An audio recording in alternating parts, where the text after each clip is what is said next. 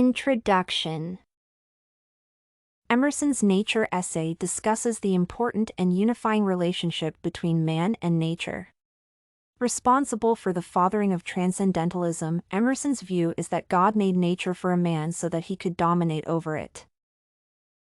As such, God works through man while man can have an effect on nature.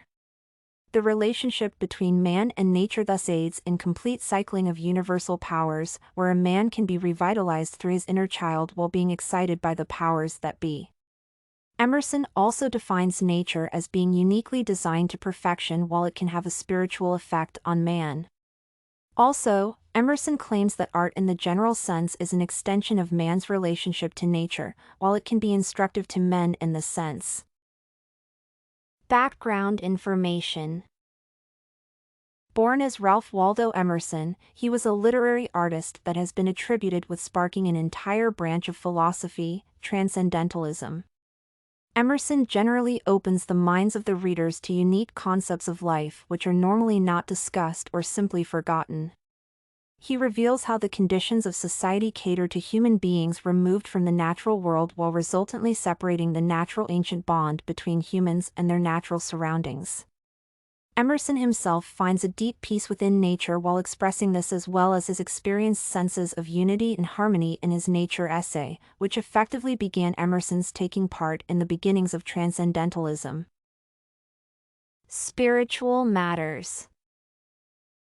Emerson thought there to be a clear and immediate connection between God and human beings, in addition to a similar connection between human beings and the natural world. In his essay Nature, he describes the beauty of the natural world while emphasizing how all of this beauty is inherent, and furthermore that each individual perceives the natural beauty differently. The main component of Emerson's work is this perceiving of the natural world. Children are regarded as having an especially unique view in that they see nature as it really is, implying that the inherent qualities of nature are most obvious in youth and becoming clouded by the closed-mindedness that commonly occurs with age in the human experience. Emerson stresses the spiritual areas that are critical in the perfection of nature, suggesting Emerson believes that the world was designed by his believed God for the human race. In this belief, Emerson further suggests that man has control over it since it was built for man. The language section also stands out as it discusses how people develop. Human beings, of course, have a language while the beings in the animal kingdom do not. Emerson suggests that nature plays a role in the development of language for people, as he says that words themselves are indications of facts in the natural world. Furthermore, nature as a whole is symbolic of our mental processes and general ways of interpreting things. Emerson continues to discuss how the man-made systems of languages have been applied to describing the natural world. Emerson believes that one should make their own way through life and not choose a destiny that is predetermined by society or other factors. He had full faith in the philosophy that it is safe to trust oneself, while he says that conforming means one loses their uniqueness, identity, and perhaps even their potential in the human experience. Emerson advised that man embrace a more natural philosophy and be mindful of the natural world while acting as humans, rather than let society act as its own god. In this, human beings have nearly unlimited potential that Emerson feels is often not used.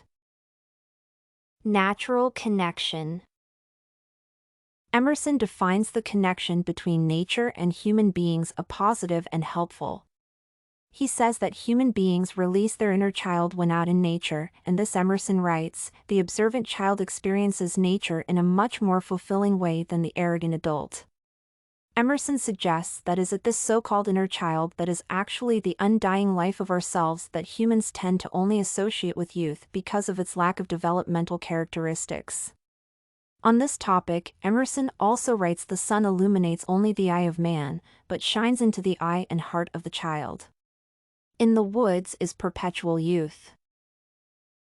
The overall unity that Emerson emphasizes is also his expression of the positive connection between human beings and nature.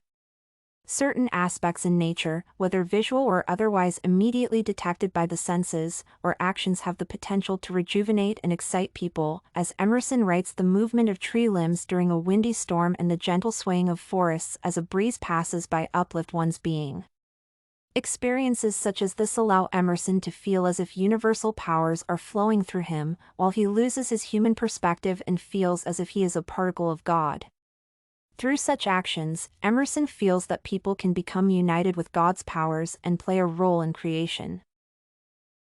Concluding remarks.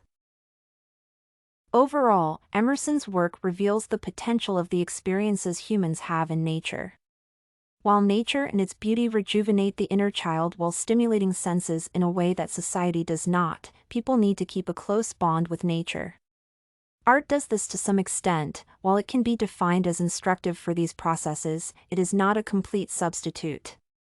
As such, Emerson stresses both a continued relationship to nature and a sense of individuality so that the individual can follow his more natural instincts. This and many other essays are available at studycorgi.com.